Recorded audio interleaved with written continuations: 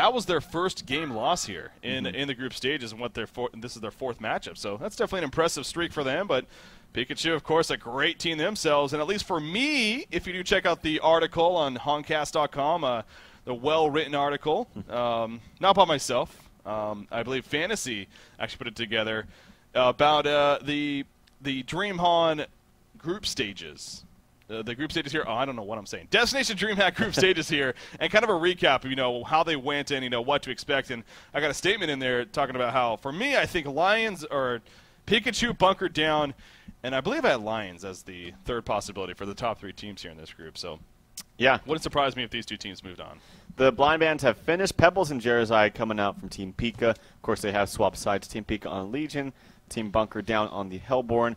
And then Hellborn go ahead and blind ban that Pebbles and that Tundra. So those are both first pick worthy heroes. The locks have begun. Empath is the first hero to be locked, as well as that Ophelia Poliwag. And yet again, something I find interesting, Ophelia being locked as the second position team. Normally we see Ophelia because of just her god tier nature being first picked, especially if you can ban out that Glacius or maybe even pick Glacius. So a smart thing to do if you lock that Glacius, if you have that Ophelia just locked in general, is to also go ahead and lock that Glacius. We'll see what Bunker Down does, but right now it's Pika's turn. Yeah, it's Pikachu with their 2 follow-up locks. How about that Empath first lock, though? I mean, that's, she makes her appearance every now and then, but seeing that as a first lock coming out here from Pikachu, a little bit different, but there we see with the Torture and then the Witch Slayer lock on top of that. So again, Witch Slayer kind of a hero's Tempest right away, the final lock by Bunker Down. So not going to see that Glacius lock in there. Instead, going with the Tempest final lock. But a couple of interesting points to bring up here about this lock pool. Yeah, nothing too crazy. We definitely see a lot of these heroes frequently. Actually, we see Poliwag Priest a number of times blind banned, but not this time. Does make it to the lock pool. I think if I'm Team Pika, I would smartly ban out that Glacius. And the bans actually are a lot of locks and bans from Bassett's are coming out very quickly. The Silhouette, the Miraxis quickly to follow. Gordob, yeah, if I was him and if they have an Ophelia player, I think it's Nier actually. He plays a fine Ophelia. I would look to maybe ban that the Glacius especially. They're banning out the hard carries though. Silhouette, then Dark Lady, and Bassett's responds with the Parasite. Or you could first pick Glacius. So if you leave him unbanned here if you're Gordob, then you could go first pick. Yeah, you could definitely do that. I'm thinking, of course, with him first locking Empath, maybe they have a strategy or idea in mind with that Empath. But that's definitely true. The Fade is banned right there. That's a hero that, despite it not being blind banned, is still not making it through these locks, and not just as a powerhouse hero. So kind of interested to see him banned in the regular banning phase and making it through those locks. The first pick is going to be that Glacius, so maybe they're not going to go with that support Empath. Yeah, it's interesting there again with that seeing that lock on Empath, but again with this phase, you go through several phases, and your mind, I'm sure, can change several times as a result of that. So wouldn't be surprised if that happened to be the case here. Aluna's going to be the quick response coming up from Bunker Down. Okay, not too big of a surprise there. They want to make sure they get their strong support in there as well. Although you could argue with a Glacius pick over there on Pikachu, maybe it wasn't necessary to rush into that Luna pick, but they get it out of the way nonetheless. And again, like I said, it's hard to argue against it really. Bubble still on the board amongst many others, I'm sure, possibilities here for Bunker Down. Of course, your Magmus, your Keeper of the Forest, even. We've seen him a lot lately on the competitive scene. Your Plague Rider. Definitely some heroes that are standing out to me, at least. Forsaken Archer, though, is actually going to be the pick. And by the way, Draconis was on the board last game. This game as well, not being even interested in, apparently. They're going to go yet again with that Wild Soul. And this is both him and Draconis. I totally agree with you not being picked up. That Forsaken Archer seems to be the favorite among, actually, I want to say most of the European teams. They really do favor that Forsaken Archer. The more American teams, specifically Complexity, I don't really ever see them run them. Maybe once in a blue moon, but namely, they will pick that Draconis if it's available, I'll tell you that much. But the Wild Soul is picked up yet again for Team Pika. It's so crazy because they have 3 different tags. One of them is Busk, which looks to me like Bunk. It does. Well, considering 3 out of the 4 letters are B-U-K, and then, of course, the 4th one's even a number, but still, it does look very similar. I can see where you're getting that confusion. But Magmus is going to be the final pick, and I must say this is looking very similar to last game. Say the least. I guess that they didn't have Glacius, I don't believe, but they had Engineer instead. But they had a Wild Soul and Magmus. You do see Pharaoh is going to be the last pick there for Bunker Down. So there you go for Pharaoh and Forsaken Archer, as we like to bring up. And hey, if they get Poliwag Priest here from the lock pool, The God Comp is in the makings. They don't have Keeper, though. No Keeper. Yeah. Keeper is really the bread and butter, I feel like. They do. Wow, snap pick. Jeez. So I guess Tempest is a decent substitute. And they're going to go with Tempest and then that snap pick Poliwag on top of that. So they have a strong lineup in their own. And Ophelia, of course, was that snap pick from Team Pika. They have a very strong lineup of themselves. Probably a Magmus Glacius lane, Tortured a Solo, and a Wild Soul, most likely Suicide. But, of course, last time they did go that Wild Soul in the short lane, and it worked out just fine. Yeah, it definitely did. And I think this time around, a big criticism you were giving Bunker Down last game was, really the picks and the initial laning. This time around, do you think they did much better? I think so. I think a Luna Forsaken Archer is going to be great. Poliwag is a kind of, it's a very strong hero. It synergizes well with the team. Kind of a weak mid against all these stuns and all the aggression coming out from Legion. So if he can just minimize his deaths, I think he'll be fine. Obviously, Tempest in the jungle, most likely. Farms so ridiculously fast. And then we've seen a lot more Pharaoh picked up as that Suicide hero. And Bassett, he does play a pretty good Pharaoh. Of course, he played, I think, Game 1. Unfortunately, did miss a number of hooks. Was it Game 1 or was it Game... I think it was. I think it was Game 1, yeah. Yeah, and... but he's going to be playing that Pharaoh, and he's walking here to the bottom, has a ward for himself to maybe place in there. But he's going to find, yet again, the same strategy coming out from Pika. It's going to be short lane Wild Soul. So with most teams where we see and expect a Wild Soul to be played in that Suicide role, they're switching up here for Team Pika. And I think I'd say it's kind of working out in their favor because it's going against what most teams feel like they would do with that Wild Soul pick. Yeah, you do see they're trying to find somebody up here. In fact, when both Game 1 and Game 2, I believe, had an early kill. If I remember correctly, as a result of this early run, I think it was Glacius. Both games, actually, now I'm really remembering. So, short-term memory coming into play. But they're not going to find anyone this time around, it looks like. As, Poliwag Priest is going to be up here just hiding in the forest. Is this middle lane? It's going to be Forsaken Archer instead going to be in the middle lane with a Luna, apparently. And then looks like Pharaoh is setting up to be at the bottom. Of course, Tempest is going to deny for the bottom and then eventually head into the jungle. But, yeah, an aggressive pseudo tri-lane possibly going to come out here from Pikachu with that Ophelia. And, you've made your point about that, how you're not usually a huge fan of seeing the Ophelia aggressive tri-lane. No, I think it's fine. And they have the Glacius, and it's going up against a passive jungler. So I've always said that if you're up against a passive jungler, you need to be aggressive on them, and that's what they're doing. Now I think Bunker Down is doing the right thing, and nope, I just lied because they switched their lanes. They're gonna have, and they're gonna be spotted out by this ward. If they get the aggression and the jump on them, this could be bad. They're not going to. They're playing. Do you see how smart they play that, though? Yeah. They actually watched the very top side of the trees. trees. Yeah. So that was really smart by them, but they're still going to have a rough time here against this lane once Ophelia gets a good creep. Has a Minotaur, by the way, in that regular spawn. And actually, a Minotaur right there, too, so some lucky creep spawns coming out for Nier. Yeah, and of course, Ophelia, especially with a minion like that, there's definitely a possibility of a tower dive having that combination. So, wouldn't be surprised to see that at the very least. You see, she's going to be coming around from the front side, though, so they're going to need this lane to be pushed. Oh, do they have a way to cut through the trees here? Actually, yes, they do. You see her eating through the trees a little bit, so trying to cut out a path to maybe cut through and completely catch them off guard. So if they can get that, I think there's one more tree really in the way. Before they can actually do that, or maybe a couple even. So I don't know if that's actually going to work out. Did they respawn? I feel like did they respawn? Maybe. No, it's hard to tell sometimes. Yeah. I feel like well, of course, I think if you stand there long enough, you can actually quote unquote S2 your way out.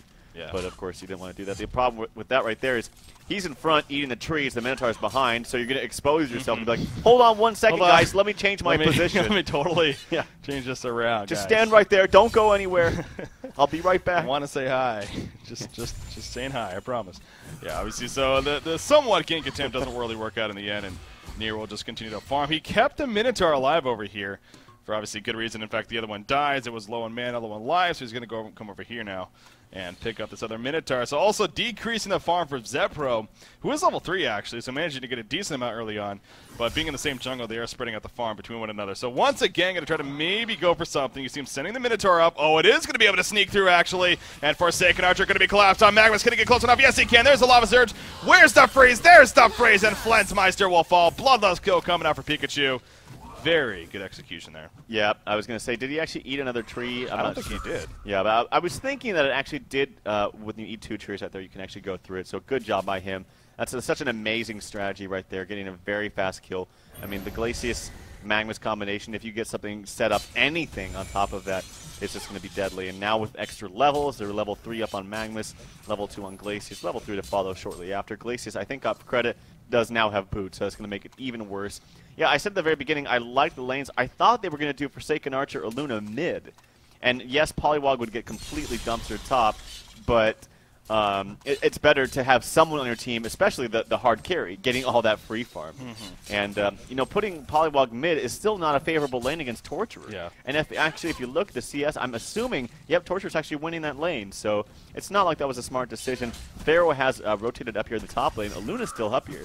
And Forsaken Archer's going to take over that bottom lane against that Wild Soul. Yeah, maybe Aluna's just going to eventually run down there and maybe even wait to buy a TP to port. But, yeah, you're right. So really, that Aluna... Well, Forsaken Archer specifically, she's been in all 3 lanes technically throughout this game, now all the way to the bottom lane, as you said.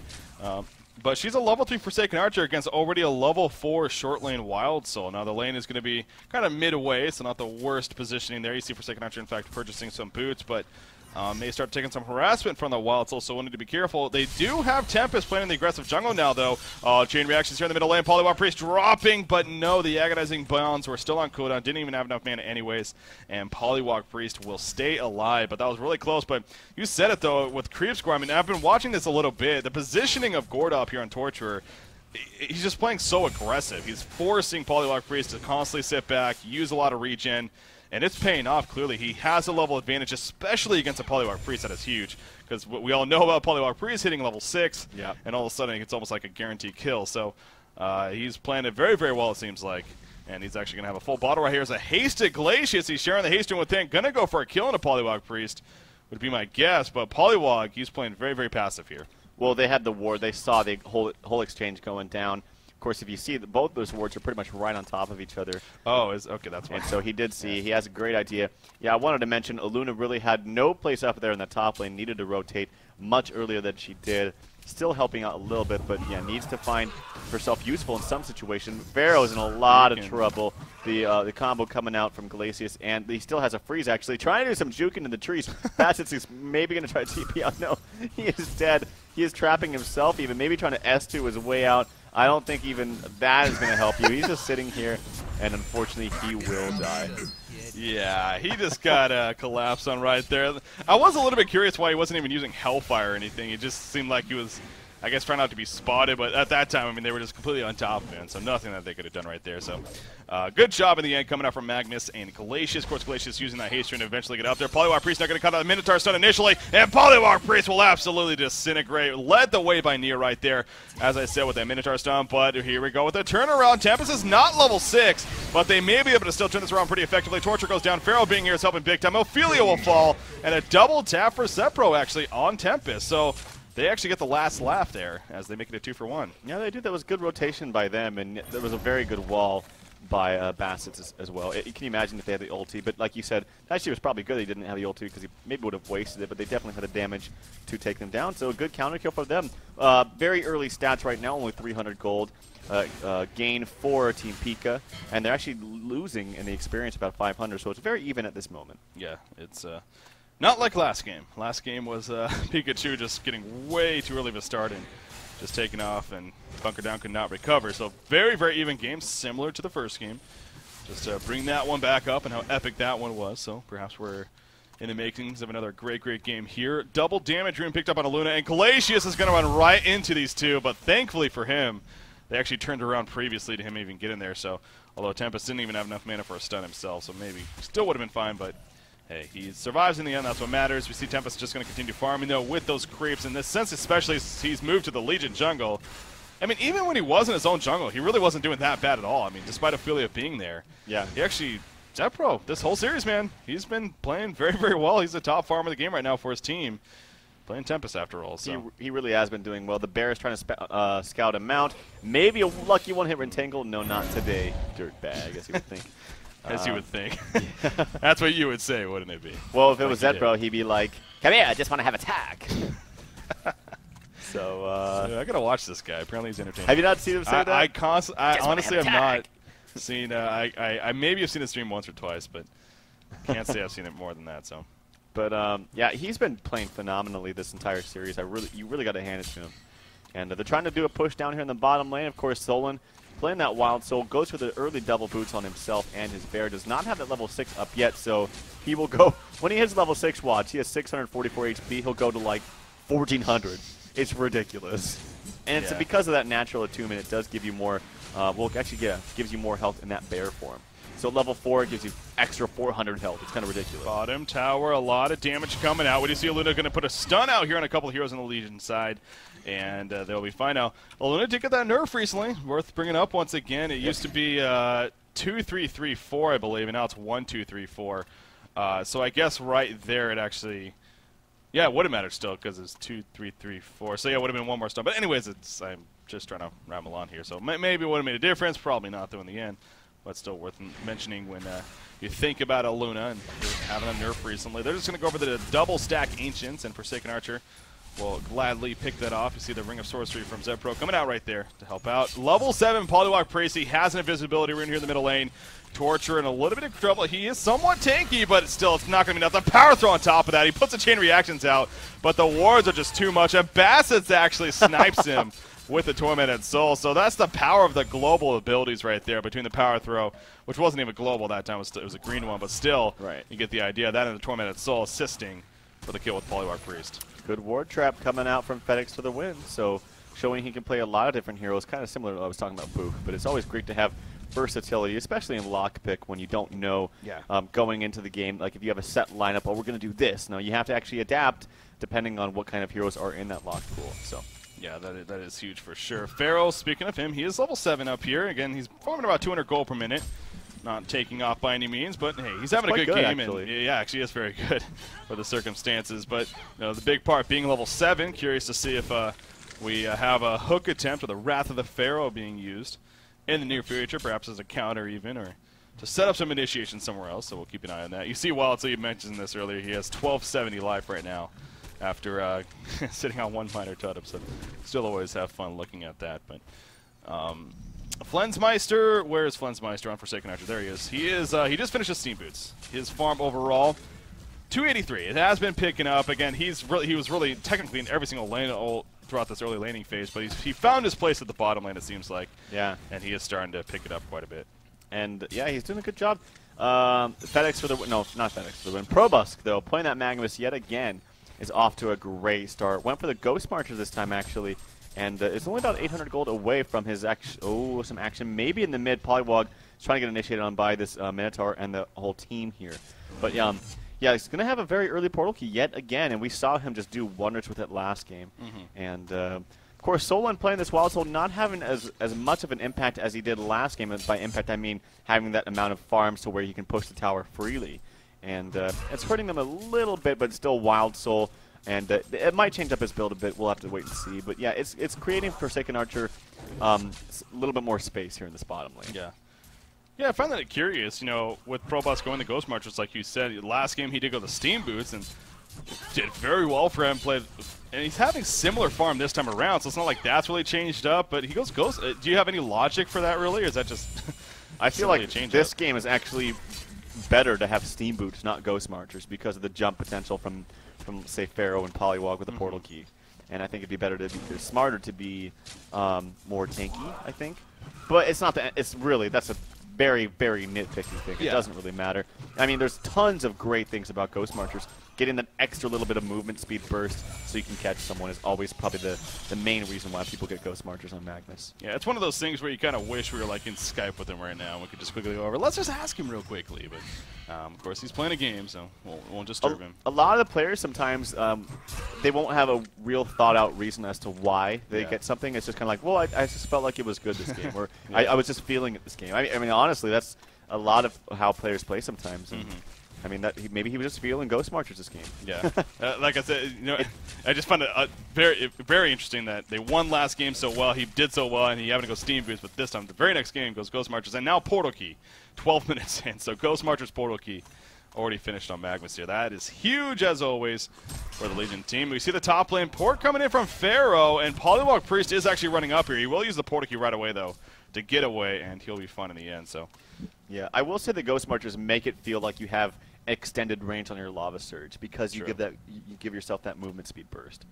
So, yeah, it's a fun item to work with. And having, it doesn't matter, regular boots, upgraded boots, which kind doesn't matter. He still has a 12-minute portal key. Yeah, oh, right here. Polywog Priest just had the regen on. He gets stunned out. Polywog Priest, nice job with the maneuver, though. Gets the ward trap off it. Yes, he's going to turn this around on a Magmus. Tempest ultimate even going to be used on top of that. It's pulling in the creeps. It does pull on Ophelia, actually. And now Ophelia is a little bit on the run. She's trying to maybe turn this around on a Tempest. But those minions, they're just going to start dropping to the wards as well as the tower. Going to fall. Forsaken Archer missing the crippling volley right there. She had a piercing arrows ready, so that's unfortunate.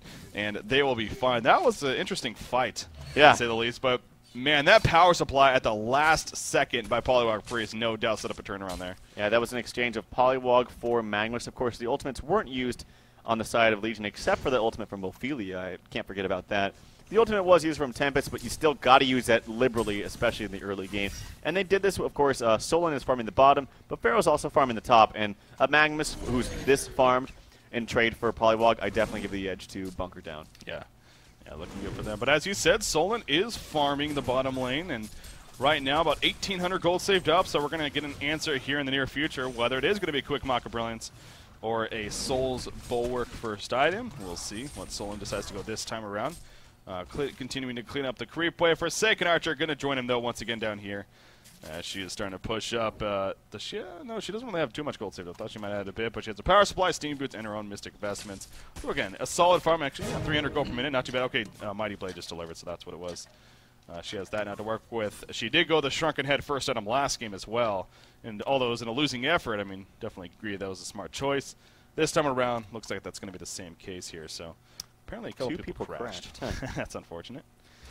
Yep, and Solon, let's see, if he goes, let me see here what he's going up against. I think the early Mock is always the best build, in my opinion. Wow, number of people crashed. Okay. So just kidding, 3. Maybe they're landing or something. That's kind of interesting that 3 people crashed. Randomly crashed like that, yeah. But they are going to be reconnecting, hopefully. There is Teal as TPS Priceless gets back in the game immediately. But against this team, especially against blinkers like Tempest, that Mock of Brilliance is always strong against them. So I hope that's what he goes for. Yeah, it's well, he has 2,000 gold saved up right now, so if he was going to go Soul's Bulwark, would purchase it here, very likely. If not, then Mock of Brilliance. So like I said, in the very near future, we'll have our answer.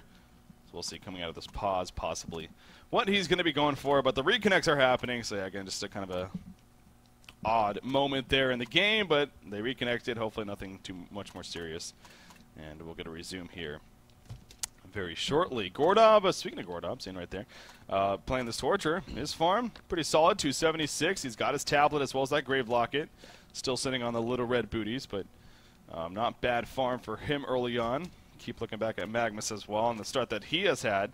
But we're sitting at 4 hero kills apiece, so you made that point earlier. I mean, this time around, Pikachu definitely not taking off by any means, despite some early farm on heroes like Magmus and even Torture to an extent. So a little bit different pace of a game, and obviously that's to the benefit of Bunker Down, no doubt, especially as a result of how the last game played out. So yeah, Forsaken Archer, having a good time down here, and a lot more calmer of a game. We'll see if that continues to be the pace, or if things may switch up here. But it looks like Wild Soul is going to continue to farm, not purchase the Soul's Bulwark, so very likely going to save it for the Sword of the High, eventually into the Mock of Brilliance. Polywog Priest, an Invisibility Rune activated once again. It seems like he's been having a lot of runes here as the Hellborn team as a whole, so good rune control by him. Trying to find somebody. Wards are not up yet, though. He still has 15 seconds, so not going to find anybody just yet. And Pharaoh will continue to farm a little bit at the top lane as Tempest is nearby. But Tempest, you think a Portal Key first here or next item, or? I think that's what he's shaping up to get. Yeah, it's going to be hard though. I mean, it seems like we've seen so many Tempest games where there's just ridiculous amount of counters against him. As far as canceling that ultimate, you have the Magmus done, all the creeps from Ophelia. We see lots of Skeleton Kings being hoarded up against Tempest in games like this. And, of course, the stun and the push book from Torture can stop it. And it's hard. I feel like a Blink could be good. Actually, top lane, Glacius could be in a lot of trouble. The Eruption is going to be channeled. Tempest taking a lot of damage. He maybe lived. Nope, the stun actually does do enough damage to him, and he will fall. So that's going to be TPS Priceless for Sweet Pro in a 1-for-1 exchange. Yeah, that was jumped by Pharaoh right there. It was a great hook. They got the great jump and easy, quick kill, really. But Magmus, the Pro Busk, played a very smart play. He went off into the jungle a little bit. He started channeling that ultimate. Of course, he had a portal key, so he knew he was going to be able to jump in and did so very well right there. So it made it a 1-for-1. And again, if obviously I'm Pikachu right there, I'm actually pretty happy. with that exchange being Tempest for Glacius. So now they're going to continue to push. Bottom lane, speaking of push, it is being pushed in. Middle lane as well happening. The War Trap is down, but there's that tablet of command used by Gordov, so definitely a reason why he picked it up amongst many others. And they get the turnaround kill, so not obviously catching the fight, unfortunately, but they turned around onto Polywog Priest being played by FedEx for the win, but still, Flensmeister getting the tower kill at the bottom lane. So positive news for both teams right there. Yep, and it looks like they are going to push this mid tower. Oh, the glyph comes out. The deny tried to happen from Sweetpo. Those ports are coming in. They do get the tower. He push books himself, and then the TP is canceled. So kind of an unfortunate series of events. They lose the tower, they lose the TP, they lose the glyph. So a good series of events for Pika, and not so good for Bunk. But again, look at the overall stats. We're 16.5 minutes in. It's a very, very even game right now, according to that 6-5 hero kill lead. Slight gold advantage for Pikachu, slight experience advantage for Bunker Down. So yeah, very, very close game we have here. It's very similar to game one. Again, in that sense, Wild Soga just going to come back here to the bottom lane. 2,800 gold now saved up, so definitely a Mocker Brilliance in the works for him. Going to have a fairly decent farmed one. Shrunken Head is going to be the first item for Forsaken Archer. He still needs a pattern now, but he purchases the Warhammer. Top lane, Magnus and Torture come together and actually take out Polywog Priest yet again right there.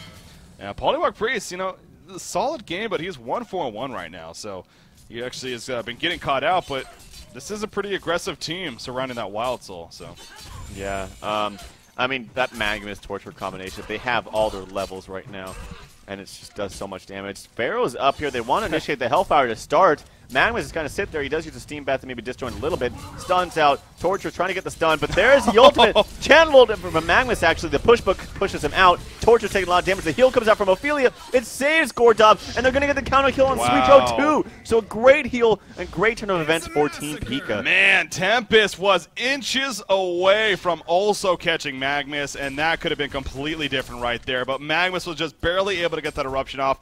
The interesting choice by Pharaoh right there to ulti Magnus right after the eruption, got finished channeling. So if he did that just before, of course, it would have been much more effective. Just a little bit too late with that.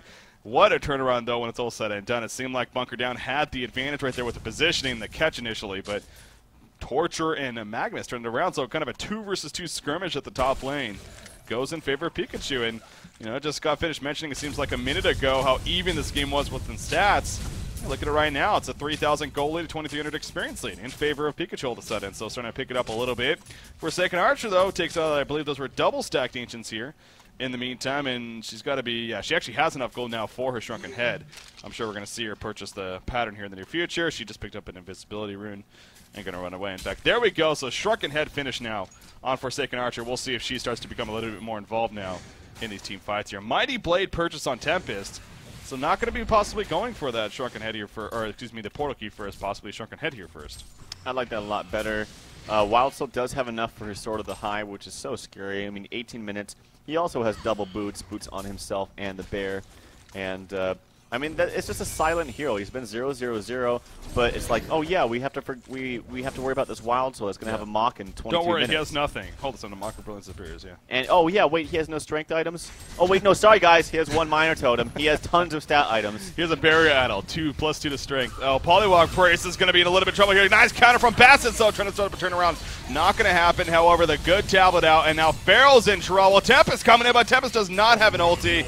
Really wouldn't even matter. Probably not. Sweetpro's also going to be picked off now. Double tap coming out for Gordov. 3 kills as a team, and they are going to push this tower. So it seems like Pikachu is starting to get some good momentum going here as he gets some nice picks. Because, again, not only did that just happen at the top lane, Solon doing his thing here at the bottom on Wild Soul, and that Mocker Brilliance is very, very close now. So Flensmeister, his farm, it's solid, man. 365. But he needs to start getting involved with the team, especially if situations like that are going to happen. Definitely. I mean, this game is kind of like a 4v4, really, with 2 of the carries being Wild Soul and Flensmeister just kind of farming at their own pace while the other teams make stuff happen. And I got to say, you got to favor that to Torture and Magnus, who have lots of farm and levels. And they synergize very well together. Mid lane, Magnus does port, maybe trying to get something on this Forsaken Archer. No, Flensmeister does get the tower and will safely run away. Yeah, I thought for sure Magnus was shooting the chase, but again, he doesn't have the information that we have. There was nobody coming, but he doesn't exactly know that. So plays it safe. He's level 14, though. I mean, he said the farm, but the levels as well. Level 14 Magnus. We're only 20.5 minutes into the game. Probusk is really becoming a solid name for especially a Magmus player here. Obviously, the last game and now this game.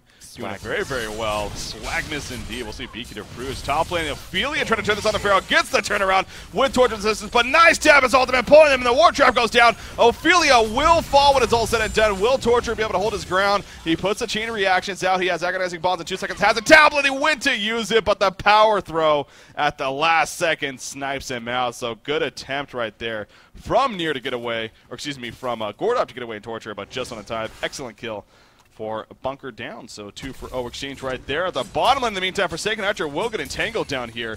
Mocker Brilliance is on the Bear, and look at Wildsoul just sitting off to the side like, Bear, do your thing! There he goes to finally start attacking him. Yeah, what was he doing waiting for so long? It's a big question. And one more on attack. Yes, he gets the kill.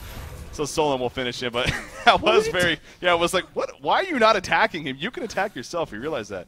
That's an extra, what does he do? He does 83 damage every hit.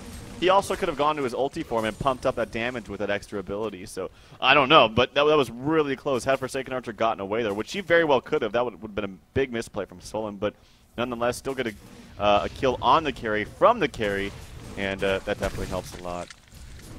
And here we go. Boo Boo's going to tank the tower, or not even tank it, but just demolish it.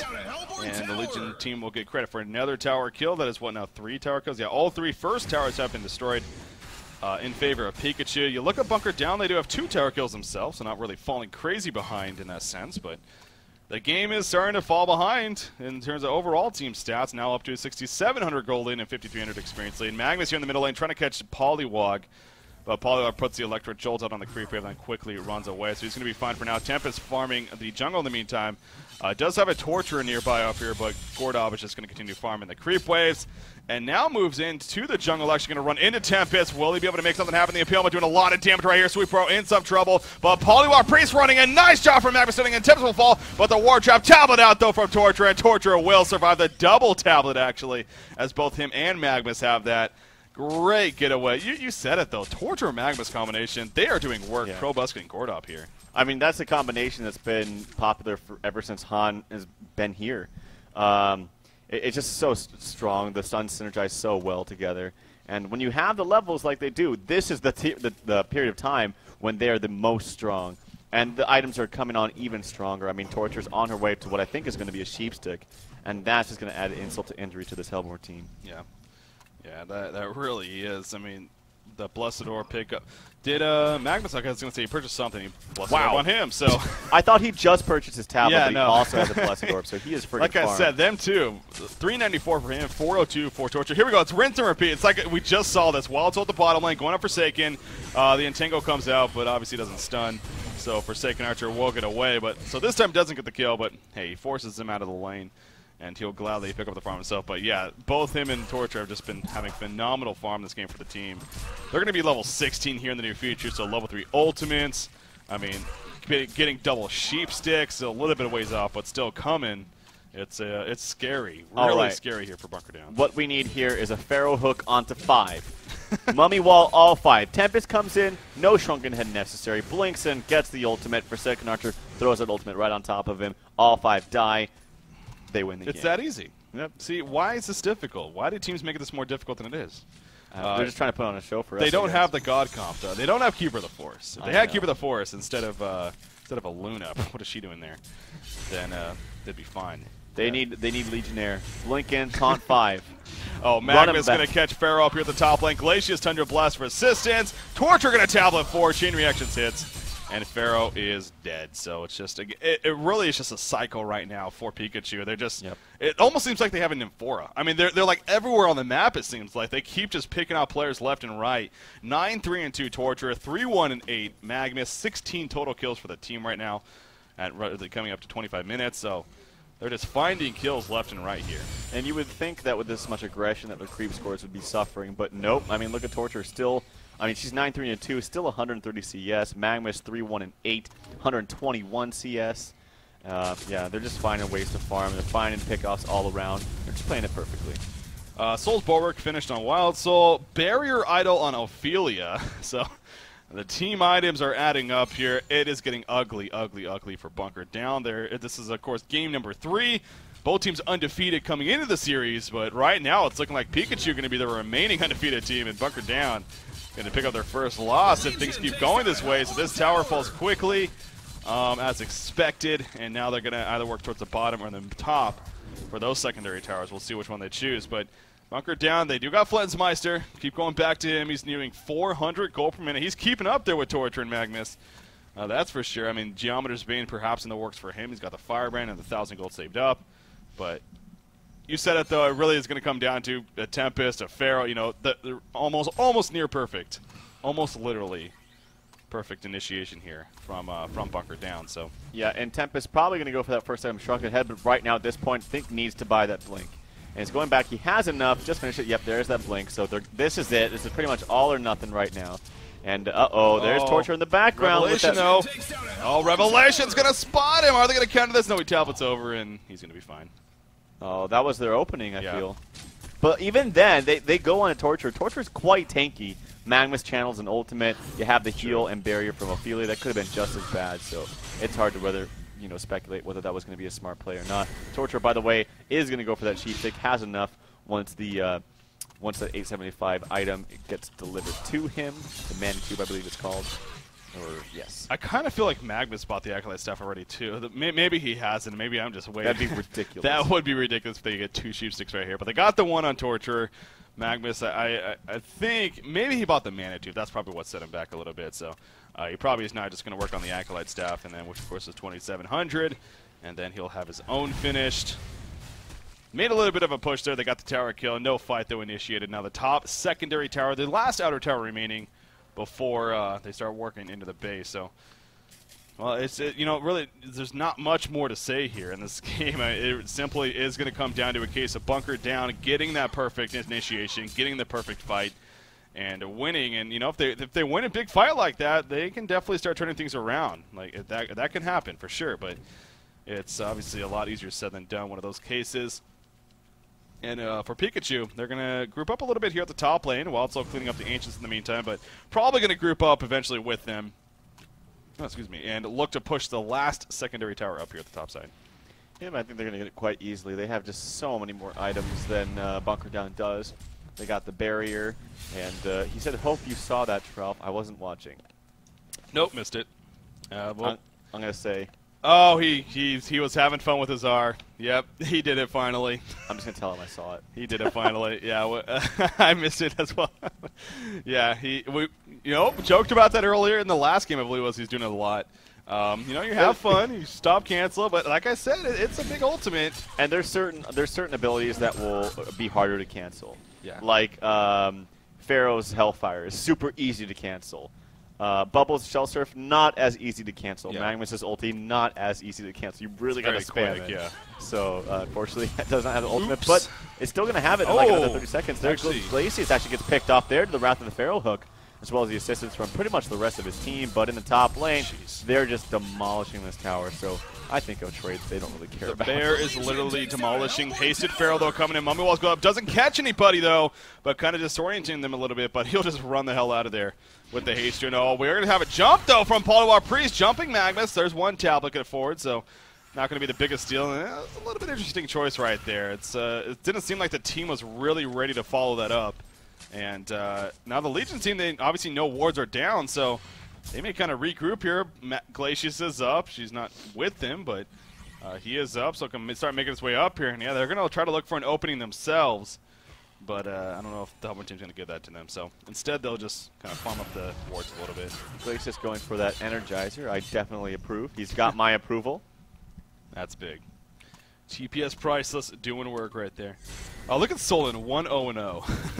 Talk about being passive. I mean, the team, there's what? How many? 16 hero kills for the team. He's only been involved in one, which he got, but. And it was a solo kill. And that's right. It was actually a bottom against Flensmeister. That's right. So, well, he has been pushing lately with the team. So, I mean, obviously being part of. Not that that's bad by any means, but I think it's always funny to see stuff like that. But yeah, Boo Boo specifically is powerful. This game, last game he made the point that he actually had the Soul's Bulwark on himself. He's actually keeping it on Boo Boo this time, though. Wonder if that's a. Yeah, I don't know. Habit I normally never see the Bulwark on him, and in fact, I usually never see Steam Boots picked up onto Wild Soul. I've said this before. I really do love the Strider's recipe on him. Well, Strider's boots, I should say. Not just the recipe. Yeah, walk around with just the recipe, guys. And trust me, it works. It's a bug. No. Strider's on him because in that ulti form, you still have max movement speed. And since normally you're doing all of your attacking and damage from your bear, you're not attacking, so you're never really breaking Striders. So, yeah. But nonetheless, he was very, very tanky last game and worked out well for them. Well, you know, we're at a point, if you're Pikachu, what are you waiting for right now? Is it? I guess Magma's a sheepstick. Finishing a sheepstick is definitely important, so that could be it. In fact, he's just got 2,700 gold, so he's going to purchase the Acolyte Staff right here. There we go. And like I said, I think he had the Mana Tuber ready. So yeah, it's being delivered. He has a sheepstick now finished himself. Was that the item that they're waiting for, or do you still think there's something else? I just don't think they have to do anything. I mean, yeah, they're playing pretty passive. I think that they can honestly overrun them. They have initiation by all means with the Magma Stun, and even the push book from a Torture can be counted as initiation. I still think that Torture should still get a blink on top of that, yeah, just to help out a little bit more. But I don't think they have any rush right now. Wild Soul, again, has the potential for 12 items, and Torture is going to dish out a ton of damage himself, and they're just massively out-farming the enemy team. They don't really have to make a move at this point. And they're going to be just fine. Demonic Breastplate, by the way, just finished by Solon. So still, I think it's funny. He's just 1-0-0. Such a passive game for him so far. Meanwhile, Pharaoh's actually getting initiated here by Magmus. I'll let you take over here, Breaky. Yeah, will they be able to follow this up effectively? Good mummy wall right there, but a nice tap it on the Glacius. Can he get close enough for a freeze? Nice juke in the woods. 100 blast. He's going to actually Wrath of the Pharaoh in, trying to set something up. Wards come out from Polywog Priest. Pharaoh will die. The Tempest ultimate. No heroes, or there is the one hero there in Torturer, but it's just so much damage here for the Legion team. Flensmeister will join the party. He's level 16. He does have a Sharkhead to use if needed. Magma stuns in with Eruption. There's a Sharkhead going off. He did not get stunned, so he's able to pull it off. But now Tempest is going to be the bait right here. He'll take the kill, and Forsaken Archer just runs away. All 5 are still up right now for Pikachu. Will they now commit to an actual push here, or will they once again fall back? I mean, of course, there's Kongor up, but obviously a fight won by Pikachu right there in the end. Yeah, I think they're just going to Kongor, and Tortor did buy out quite immediately, so they want to get something from that. And if they're able to get the Kongor and the token on him, then that would definitely be worth it. Polywog bought back 2, so... They don't have their ultimates, though, and they definitely need their ultimates to fight a fight. So we'll have to see. This could be very, very grim for Bunker, as look at the aggression coming out already, and they see that ward. They have a Bound Eye on their team somewhere, or just a Sentry to show it. It's just, they have a Ward of Revelation there. So no wards are envisioned here for Kongor, so they're kind of playing in the dark. They do use the snipe. Both of those snipers from Luna and Pharaoh to scout it out, but they're still going to be persistent on killing this Kongor. Yeah, you know, I guess the buybacks have kind of delayed this Kongor kill a little bit, but this is going to be close. I mean, there's a power throw, but they're committed, Pikachu that is, and I think they're going to get it before jump happens, or will they? Pharaoh, Wrath of the Pharaoh comes in, doesn't engine it, no he does not! Wild Soul picks it up, I believe, and now Pharaoh's in a lot of trouble. Polywog Priest is going to fall, Wild Soul will go down, but he's going to come back up. He does have a bear to resummon. Forsaken Archer doing a good amount of damage, though. He activates his ulti form as soon as he comes back up, and the bear is wrecking Tempest. Nice stunning from Magmus right there. Tempest will fall. Pharaoh's still alive. He's got a barbed armor up, but look at Flensmeister. He's going to go down to the ground. Hat-trick coming out for Solon right there, and 4 players still alive in favor of Pikachu. It is a genocide indeed, and now they're going to push into the base, so Pikachu is very, very close now to securing a victory here. I got to say, I've seen some lucky roots, and I will say, maybe you can say lucky roots, but I mean, they were winning the game massively by this point already. But he died, he resurrected. The first hit, right after he summoned his bear, was an entangle onto Tempest. He killed him, then he walked over. The Shrunken Head was activated by Torture. First hit root onto the Torturer, who already had the Shrunken Head up. Or not Torturer, sorry, the Forsaken Archer. Yeah. And so some roots making some big plays. Again, doesn't really matter. They're up 23,000 gold, 20k experience. They're taking racks left and right. Look how fast they just fall.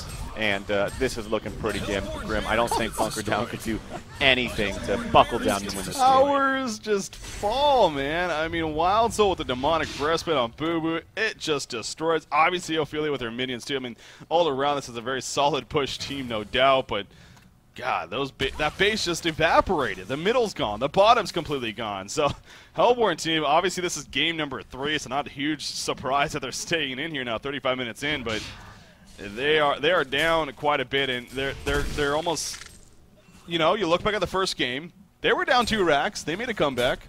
You know, it's possible. It's possible. We saw it in the first game, so Yeah. you never know. Okay, I don't know about this one. Circumstances are a little bit different, not going to lie. I mean, for one, the gold and experience advantage are way in favor of Pikachu this time. You got a 26,000 gold lead and 19,000 experience lead, so yeah, that's where the big difference is, of course. But hey, I'm trying to give some signs of life here. All right, new strat. They're going to have to Pharaoh Hook, of course, wall all 5. That's kind of standard. And they're going to have to ward trap all 5 heroes with the Refresher Orb on top of Poliwag and double ward trap. With a Refresher Orb, of course, onto that Tempest. Of course, I like that. And that will maybe give them one team fight. And a chance to come back in the game. Yeah. Yeah, they're in a difficult spot. Assassin's Shroud. I got it. Oh, yeah, sorry. Sorry to cut you off. Well, Assassin's Shroud is purchased on Magnus. I mean, I find that fun. Tempest, Zedpro has to do my strat. And he's going to need at least 7k gold to do it. But what you got to do, you buy your Refreshing Orb, and you go out just in the middle of the map, use your ultimate, cancel it after 1 second, be like, oh, shit. Sorry, guys, I didn't mean to. Oh, God.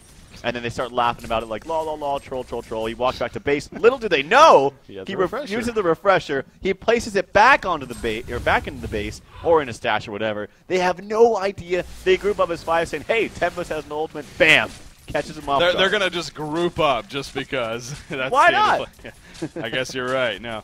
Perfect. Why are you giving away secret strats? Why are you giving away complexity strats? That's not nice. Yeah. Yeah, that's my strat, man. That is no one else's strat. Yeah, that's not gonna happen. Legion team here, we got Pikachu. They're grouping up some Wildstone again, not with him, but he's kind of been on his own a lot this game. He's gonna start running up there though. He is now 4-0-5, so obviously been a lot more involved lately. How much gold is it? Wow, 5,100 gold saved up. I was going to say he had to have plenty of gold. So 5,100 gold in him. As I talked about, the Assassin's Shroud on Magnus. Yeah. Obviously, this is at a point of getting a little bit of trollish. Savage Mace just purchased by Solon, actually, on Wild Is that in Soul. full? So it was. He's going to put that on the bear, and that bear is going to 2-shot towers. I mean, it's just they're just going to fall. It's just absurd. So here comes a Savage Maze. They're going to wait for that to be delivered and then make a final push, it looks like. And I don't Bunker Down needs everything to go 100% correctly for them to come out on top here. They got to do my strat. Yeah, well, there's that. So how close is Tempest? Let's see. He has 1,000 gold, and he has no items in the makings of a Restoration Stone, so I don't think he's that close. Yeah, I don't think so. That's unfortunate.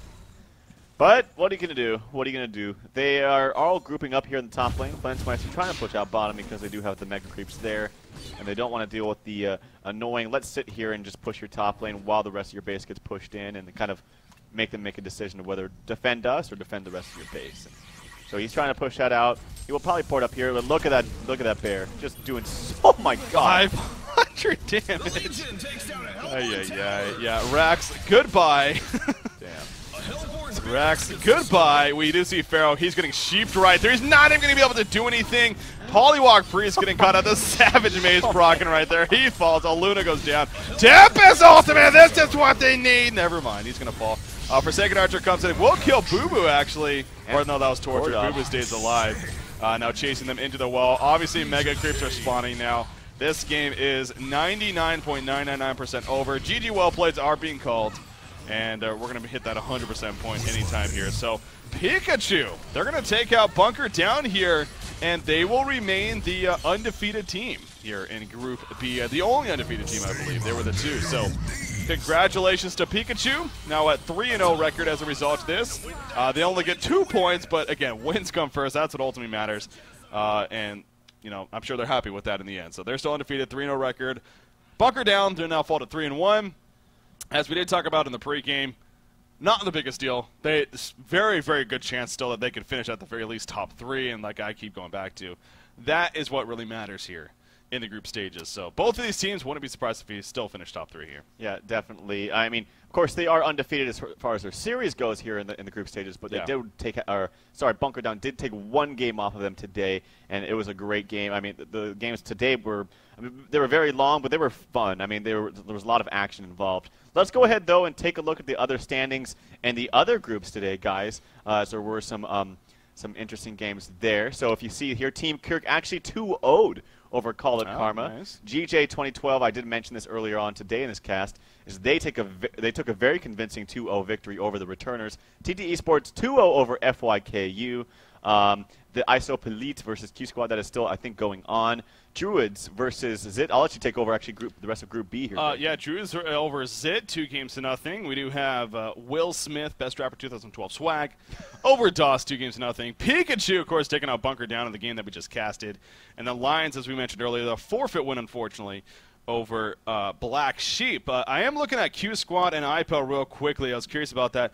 It looks like they have finished, at least what I can see. The first game went to Q Squad. The second game went to IPEL, of course. The third game, it went to Q Squad, it looks like. And it was an hour and 5 minutes, so that looked like it was a pretty epic and long game. But Q Squad does come out victorious there. It looks like they played a Monkey Queen.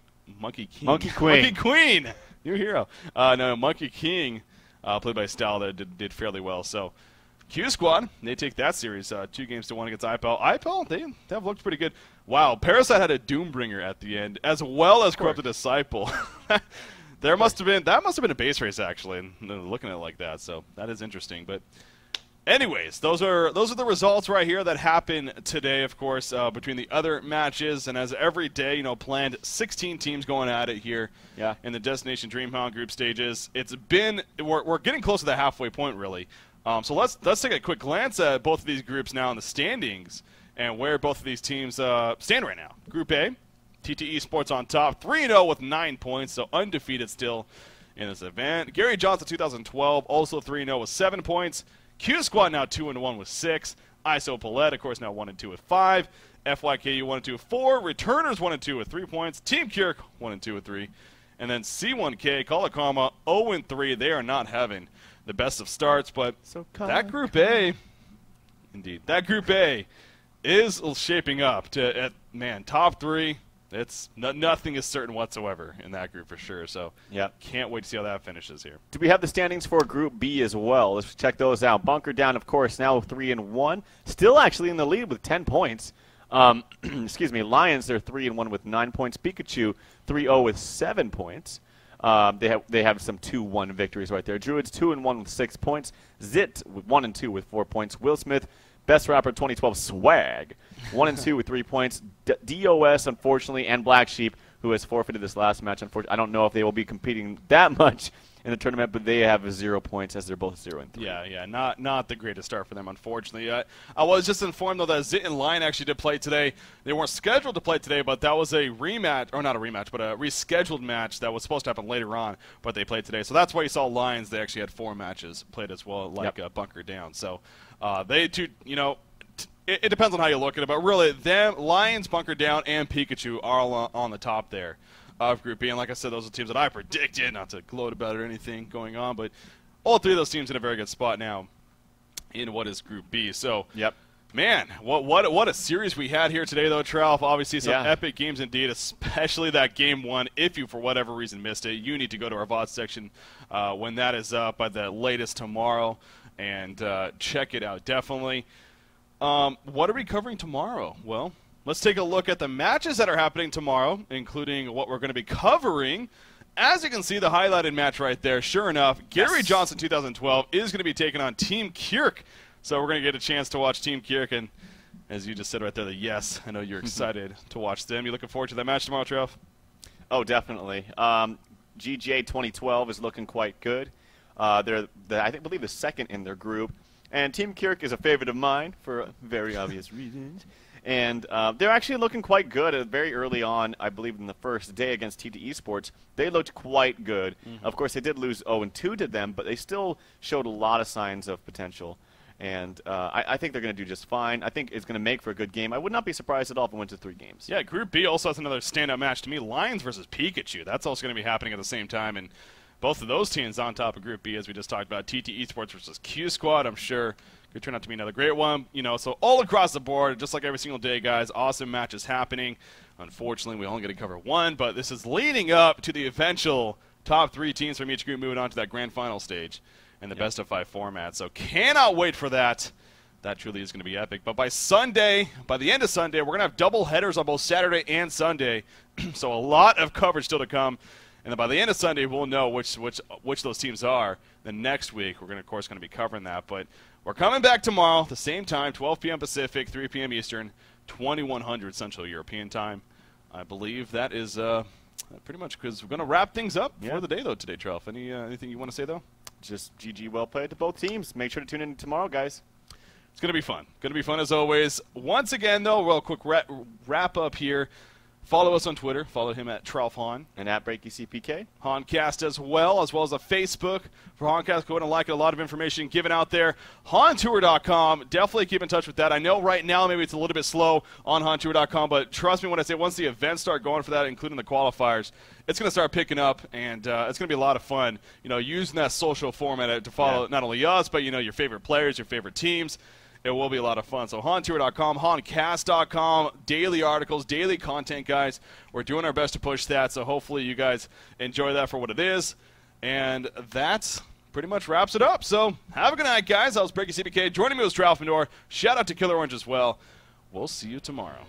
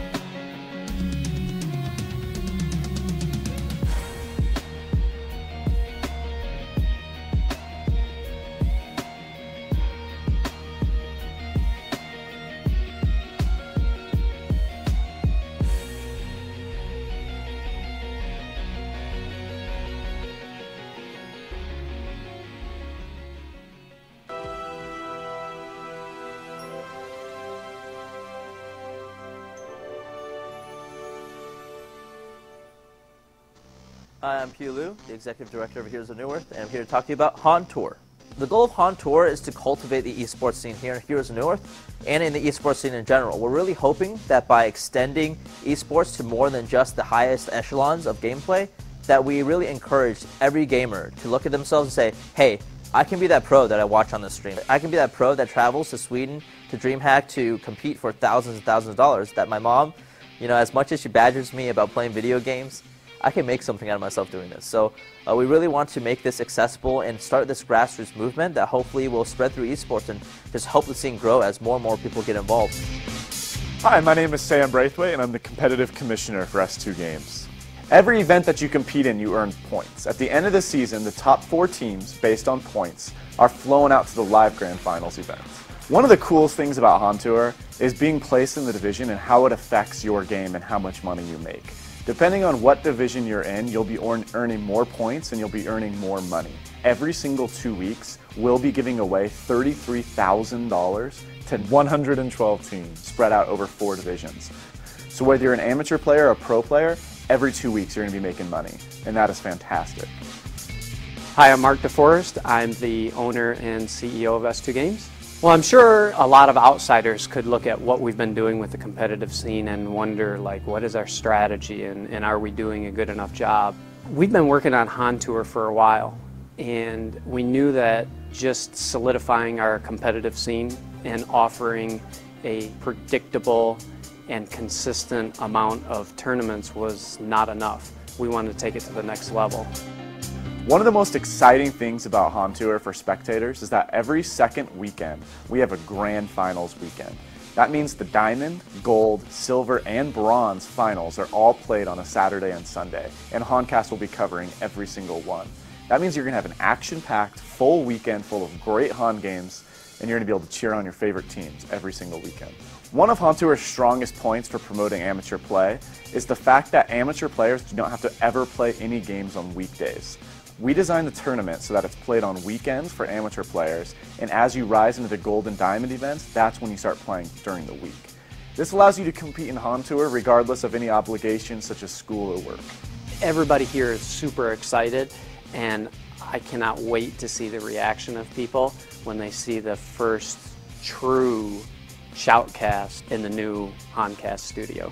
Before HON Tour starts, check out the HON Tour site. What we're really hoping with HON Tour is that it'll bring everyone together, not just the current top-level players and the people who follow them, but everyone else. We really want everyone to get involved. Players can really talk to each other, get to know each other, and really familiarize themselves with each other and humanize what we look like behind the computers.